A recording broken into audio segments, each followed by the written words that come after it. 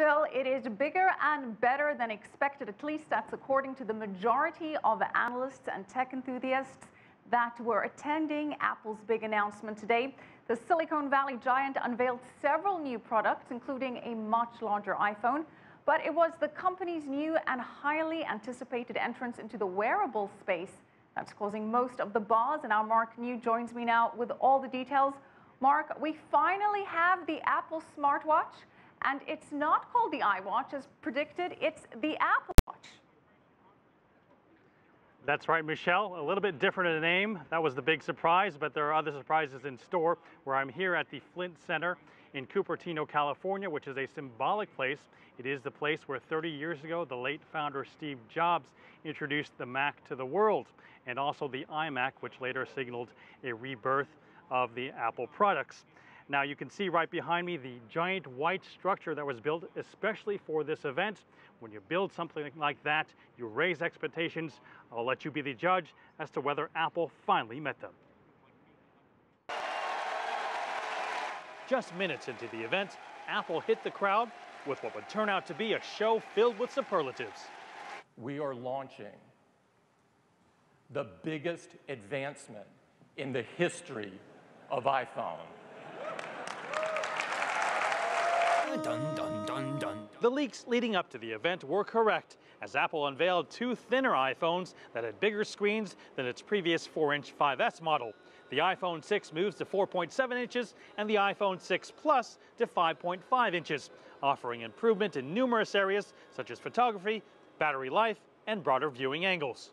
Some analysts believe this was finally the day CEO Tim Cook put his stamp on Apple, announcing new products and services with flair. And I'd like to show you just how fast and just how easy it is. Okay, your total is $23.78.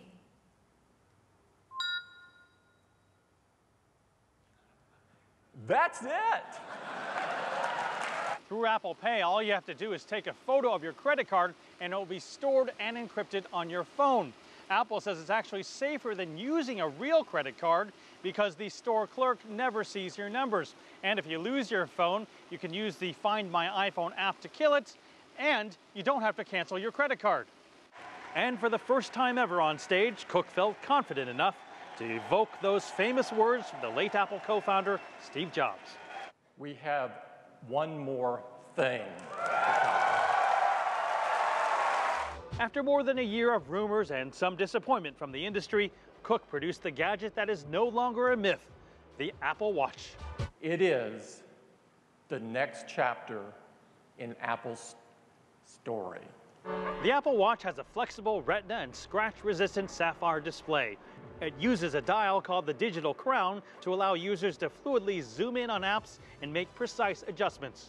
I think finally this shows that, Apple is ready to move into the wearables market, and it's doing it in a way that I think everybody expected it to, which is with a lot of power and a lot of style.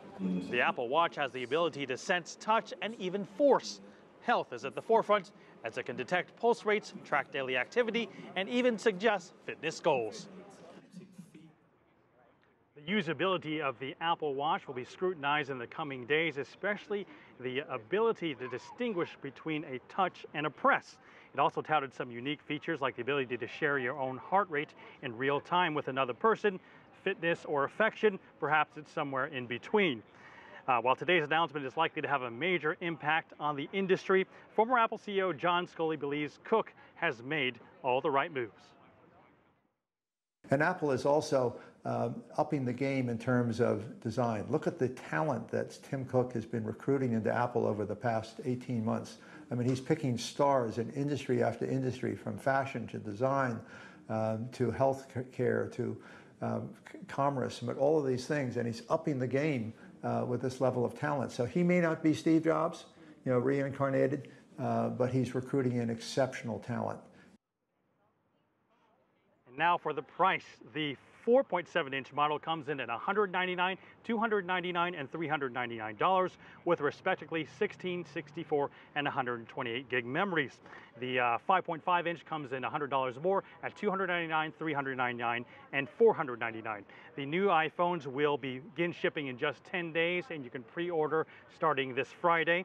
And as for the Apple Watch, it comes in at $349 and expected to hit the market early next year. And also, just another note, it is not a standalone device. That is, you have to have at least an iPhone 5 paired with it to work. Michelle. Well, Mark, that makes lots of sense. You have to buy all the items to get them to work together. That's going to help Apple's bottom line. So we've got the Apple Watch, the biggest screened iPhones. Any unique features and tasks that this new batch of products will allow us to do? Anything that grabs your attention in particular? Well, first of all, the new iPhones are able to measure barometric pressure, which means it can actually track if you're walking upstairs or climbing up mountains or falling down them for that purpose. The new phones offer 8-megapixel cameras with enhanced stabilization features. The HD video camera offers the ability to capture slow motion, but twice as powerfully as the predecessor, and it also even allows for the option of time-lapse video. Regarding the watch at Starwood hotels, you will soon be able to unlock your door room with the flick of a wrist. But Apple Pay could actually turn out to be the biggest of them all.